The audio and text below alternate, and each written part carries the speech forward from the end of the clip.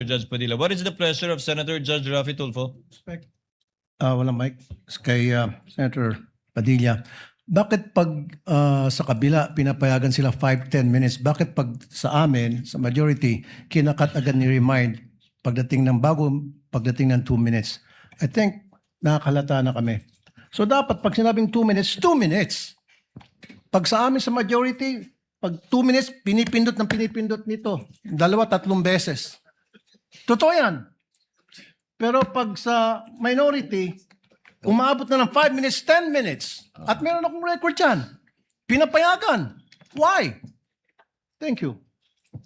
The comments of Senator Judge Rafi Tulfo is recognized. However, the chair would like to point out that in the impeachment court, there is no majority nor minority. We are all senator judges. And Senator Lacson earlier requested also an additional time to finish his point, which the chair allowed. That's why the chair reminded Senator Judge Padilla to wind up because his time already lapsed. Kaya nga, Mr. Presiding Officer, I'm sorry, I do have a lot of respect in you.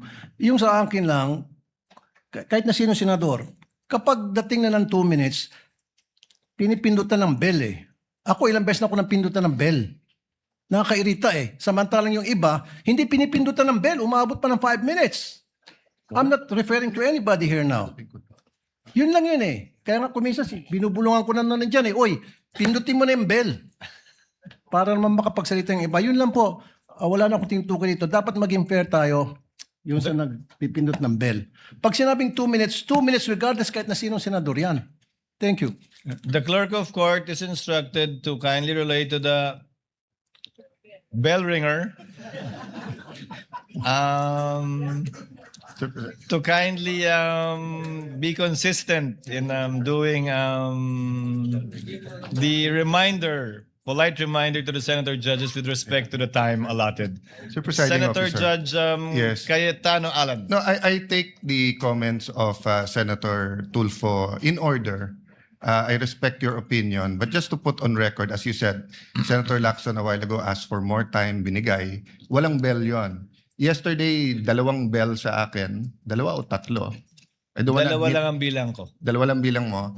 And maybe the solution is that after the first, isang bell na lang, pero kasi from the start of the impeachment trial, we asked the presiding officer at sabi mo nga, liberality, because then if we can't ask questions, baka magkaroon ng motion or mas lalong tatagal.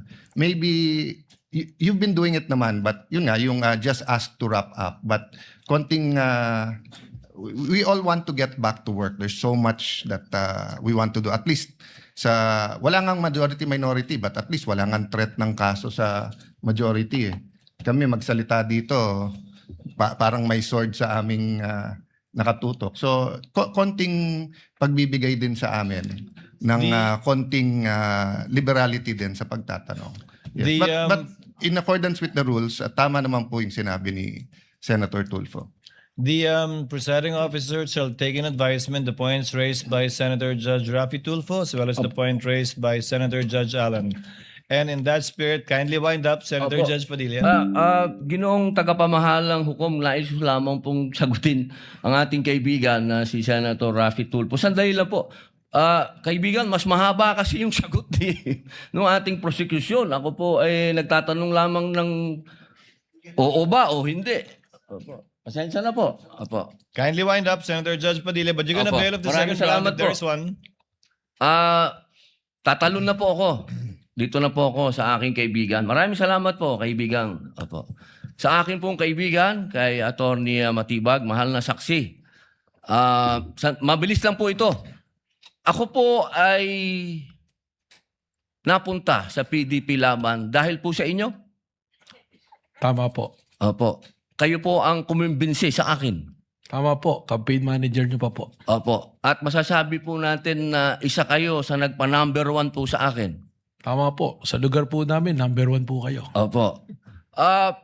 Attorney Matibag, sumama po ako sa inyo dahil alam ko na isa po kayo sa arkitekto ng pagkapanalo ni President Rodrigo Roa Duterte. Tama po ba?